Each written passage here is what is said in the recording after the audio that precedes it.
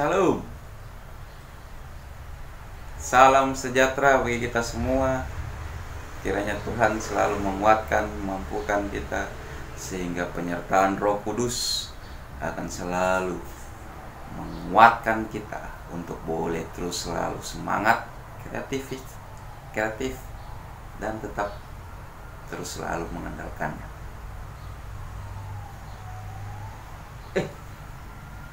Pak Adrian, Pak Pendeta, apa kabar Pak? Saya Adrian Pak. Silakan, mari. Terima kasih. Ada apa? Ini Pak Pendeta, Kita kan sebagai orang Kristen selalu diajarkan untuk tetap terus selalu rajin beribadah, rajin untuk ke gereja. Tapi kalau situasi sekarang kan belum boleh karena pandemi COVID-19 ini ya Pak.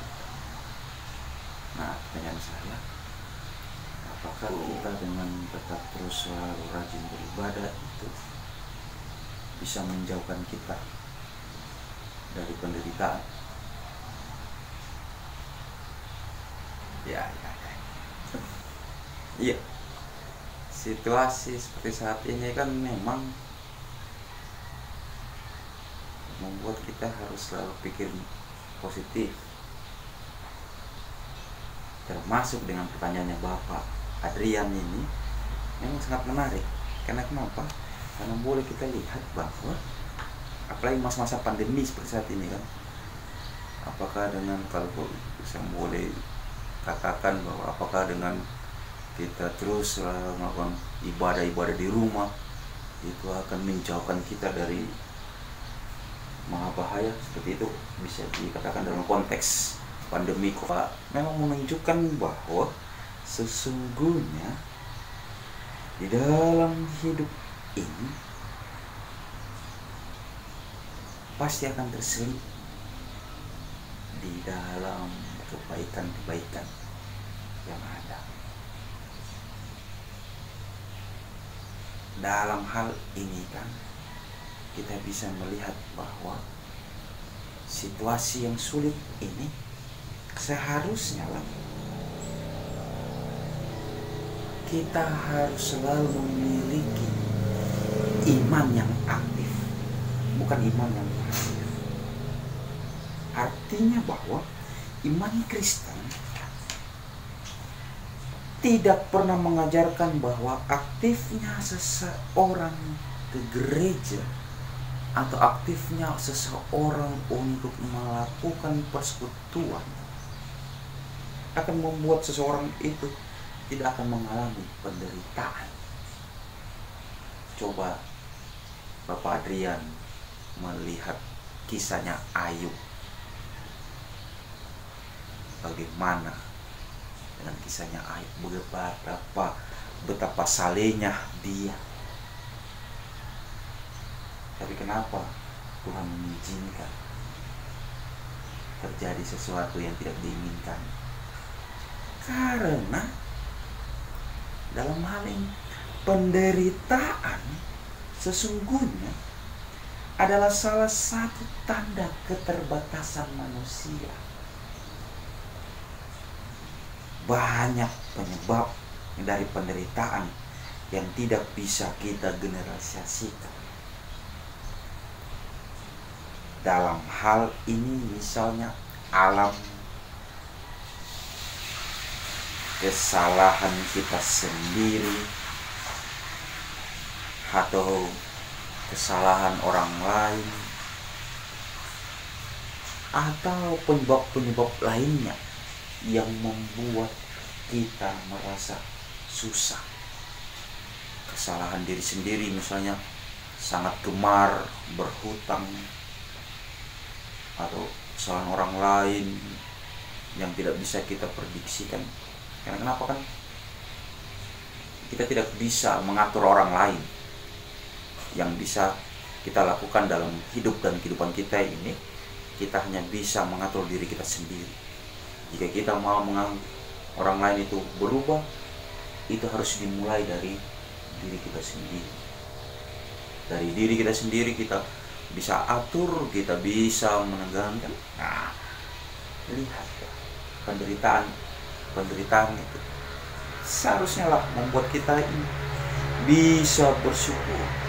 Karena itulah dalam hal banyaknya penderitaan yang muncul karena kesalahan manusia atau kesalahan entah itu diri sendiri atau orang lain,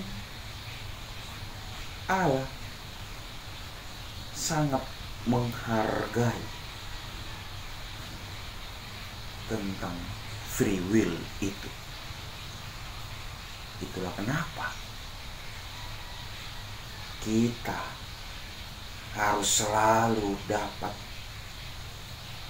menunjukkan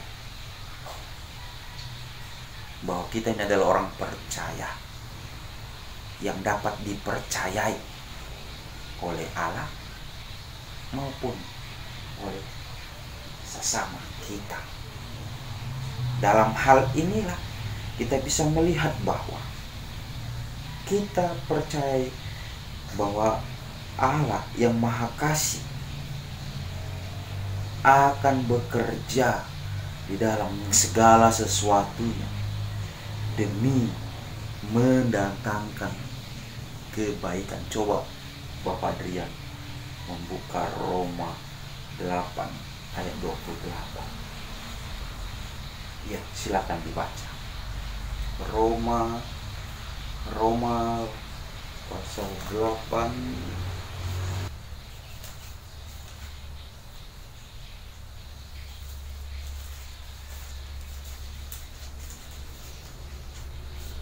ayat yang ke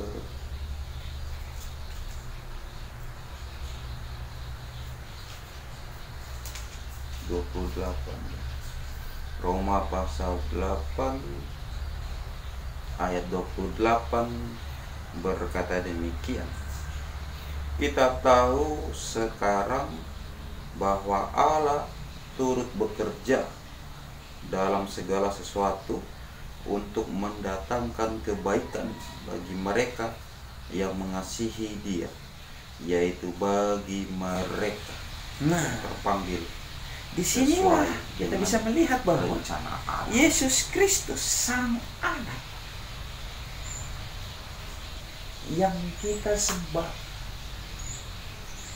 di dalam hidup dan kehidupan kita ini juga tidak pernah luput dari penderitaan.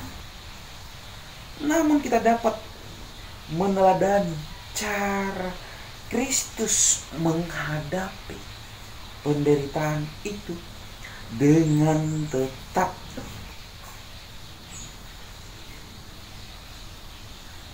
percaya pada Bapaknya, dengan mempertahankan dengan mempertahankan sikap yang sungguh-sungguh berserah kepada Tuhan. Maka lihatlah, Tuhan tidak akan pernah memberikan penderitaan itu melebihi daripada kekuatan yang kita miliki. Jadi rajinnya kita beribadah,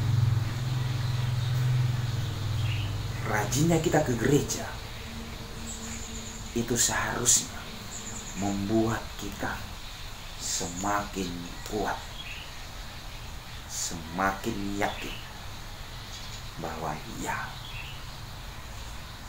saya mau berdoa, saya mau ke gereja, saya mau tetap mengandalkan Kristus, karena Kristus telah memberikan teladan. Karena saya percaya sama Kristus, maka saya juga mau meneladani, karena saya yakin penderitaan yang kita alami ini tidak ada sebandingnya dengan penderitaan yang dialami oleh gereja-gereja mula-mula sama. Ya, apalagi pandemi COVID-19 ini. Ini tidak ada bandingnya lah. Tidak ada apa-apanya. Yang terpenting kita tetap harus terus selalu waspada, tetap terus selalu percaya bahwa semuanya ini pasti akan berakhir. Dengan tetap terus selalu bertekun, semangat menjalani hidup ini.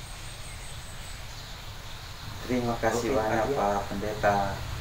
Ya, Terima kasih. Tuhan memberkati Pak. Ya.